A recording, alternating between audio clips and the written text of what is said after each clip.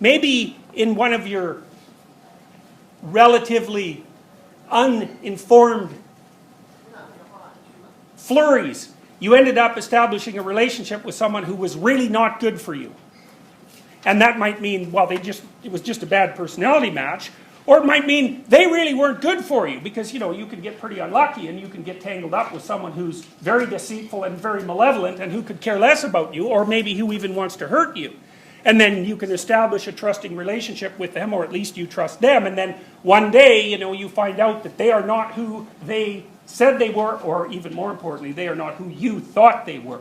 And so then maybe you're in a committed relationship and they betray you with someone else. And so then you think, well, there you are at home, and you're perfectly happy about being at home, and then your partner comes home, and for one reason or another you find out that they're having an affair, or that they've betrayed you, or that they've lied to you in some other spectacularly important way. And maybe it's a lover, and maybe it's a family member, and maybe it's a sibling, and maybe it's a friend, whatever. It doesn't matter. And so here's a way of thinking about it. The minute before they come home, you're in one place. And you remember, a place isn't just a place, right? A place is a place in time. Because we live in space-time. We live in time and place. And what that means is you can be in the same place in 1 minute and a completely different place in the next minute, even if you haven't even moved.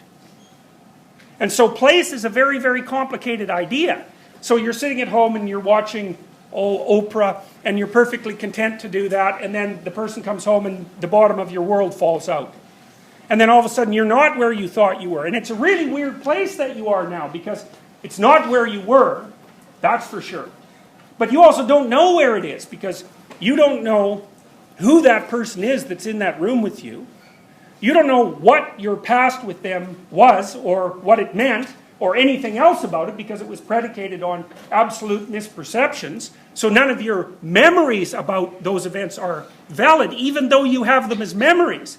And then you have a worse problem, which is if you're betrayed badly enough, not only are you not going to understand your immediate past with that person, oh, and by the way, your future's also gone, so that's a big problem, as is your present has become radically more complex. But it's worse than that, because if you're really betrayed, you're also going to think, who am I that I could be that stupid? And then you're going to think, what is a human being that they can be that corrupt? And so not only have the fundamentals been kicked out of the substructure of your perceptions, but your notion of what it means to be you and what it means to be human might have been seriously disrupted. And you know, the thing about that is that's a non-trivial event. People call that traumatic. It's like a physical wound. In fact, it certainly, if the trauma is great enough, it can produce a psychophysiological wound, because that sort of trauma, a deep betrayal is a good example, will damage your brain. And maybe you'll recover from it, and maybe you won't. And one of the ways that that's been represented forever in mythological stories is by being swallowed up by a subterranean beast. It's something that comes up from the depths and pulls you down, and then you're in it. Now, why is that? Well, that's an extraordinarily complicated question, but here's the answer as nearly as I can tell. We evolved a very complicated neuropsychological system to signal alarm. So that's anxiety, threat sensitivity, right? And that makes us freeze, for example. And when you look at how an animal uses that system, let's say a mammal, just to keep it simple, because we're all mammals, and so we can kind of understand mammals. So if a rabbit sees a wolf, for example, it's going to freeze so that the wolf can't see it. And if a rat smells a cat, even if it has never smelled a cat in its whole life, it's going to also freeze. And interestingly, with rats, if you put rats in a natural environment, which means they get to have little rat dominance hierarchies, little rat families, and they're not like little white rats alone in a cage. They're happy family rats. And they've got their burrows and they live in their little societies, and maybe there's a part of their territory where they can go get food. And they're used to that, so they'll scurry out there in the day, kind of hiding because they don't like light, or maybe they'll scurry out at night because rats are night things. And they'll get their food and they'll eat it or bring it back, or whatever they do, share it with their family, or at least bring it back.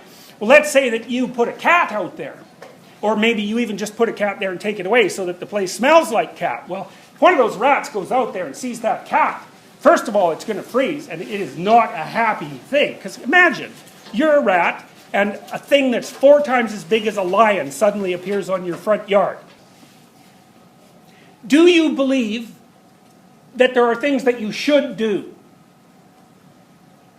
Like, is there anyone here who doesn't believe that? Or more importantly, is there anyone here who doesn't act like they believe it? So you wake up in the morning and you think, yeah, there's a bunch of things I should do.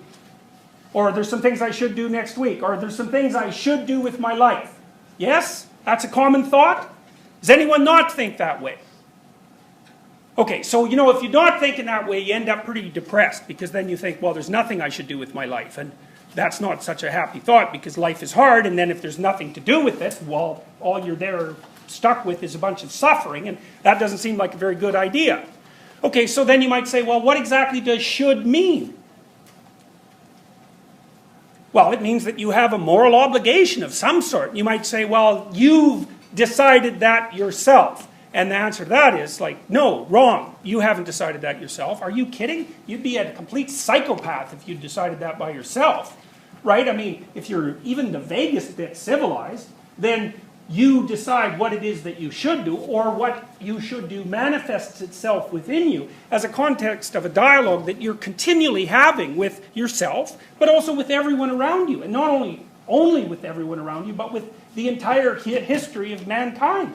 Because we're all historical creatures, and what you think you should do is being shaped by what your parents think, and that was shaped by what their parents thought, and that was shaped by what their parents thought, and so on back into the depths of history, as far back as you can possibly imagine, both historically and biologically.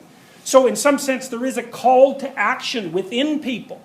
Now, in any sort of quest story, like The Hobbit, let's say, or The Lord of the Rings for that matter, the story always starts with a call to action, right? For some reason or another, the little Hobbit character, which, by the way, is the Hobbits live in this little protected place, and they're not very big, and they're not very smart, and they don't know about the wide world beyond them, where the great forces of good and evil are at combat. And one Hobbit, who's a little bit more adventurous than the rest, gets called upon to act, and in the Hobbit stories, it's usually the wizard who manages it, right? So it's a magical figure of some sort who's extraordinarily wise and extraordinarily old, who might as well be God for all intents and purposes, who says, it's time for you to go and become a thief. Well, that's what happens in The Hobbit, right? It's a very weird thing.